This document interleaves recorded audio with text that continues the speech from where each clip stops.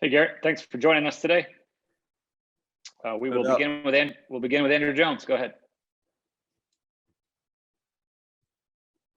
Garrett, I wanted to ask you about the foundation that you're involved in. I know you experienced a tragedy of a close friend back in February, and it's something that you've been involved in. I know you did a podcast back in August with somebody that you kind of went into depth about it. Can you kind of share that with us, what you're doing, what you're trying to achieve, and a little bit about the story behind what happened, whatever you can share? Yeah. So, on February 7th of this year, practically my second little brother, committed suicide. Very tragic event that shocked my family, his family, the entire community of Wilmington. This kid was, like I said, he was my second little brother because his brother and me are best friends and have been since we were born because our parents are best friends. And then my brother and Riley were best friends, and we all did everything together. I mean, we went on family trips together. We played travel sports together. We did everything that two families that aren't related by blood did. And we've always considered each other like four brothers. Like you've seen that movie with Mark Wahlberg. It's kind of how we were, just did everything together. And just a tragic day for Wilmington and my family and his family. Can you tell us about the foundation and what your involvement is with that, and how successful have you been with the foundation? So the foundation is the Rylo Foundation, which is his nickname, was what everybody called him. The foundation stands for Reasons I Live On. It's like a mental health and suicide prevention foundation. His parents set this up, and they donate money to help prevent, suicide and target the mental health community. I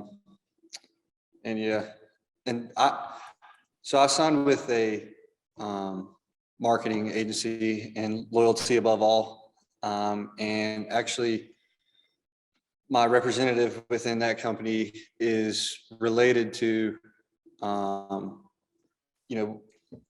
Riley and his family. Actually would be, I want to say, a cousin of theirs. And so in doing that, he had a great plan for me. Like as soon as I signed with him, he already had a great plan, and it's something that I wanted to do anyway. Just because of how close I was with him, and I've always wanted to help out. And with being a college athlete, you really can't do so, financially. So I feel like with my platform, I could do something, verbally, and help spread the message across and raise money for a cause that seems becoming more prevalent in this world, especially during the times of COVID. Thank you. Appreciate that. Greg Barnes, go ahead. Hey, Garrett. Georgia Tech has been fairly successful against the pass this year. What are they doing different, and what are they doing well?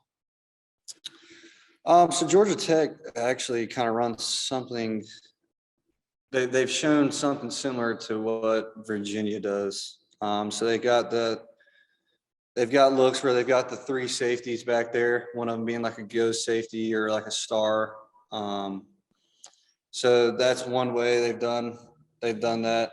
And, versus Clemson, they went to that package with the odd front, with the three safeties and stuff, kind of how Virginia started out with us. And in the first game, they did more of like the even front. So they've got more complex than last year. So I think that's what they've been doing well. Also wanted to ask you, we just had William Barnes on. You've been around him for a couple of years now. How have you seen him kind of mature as a offensive lineman? Oh, I love William Barnes. One of the funniest dudes, if not the funniest dude on the team.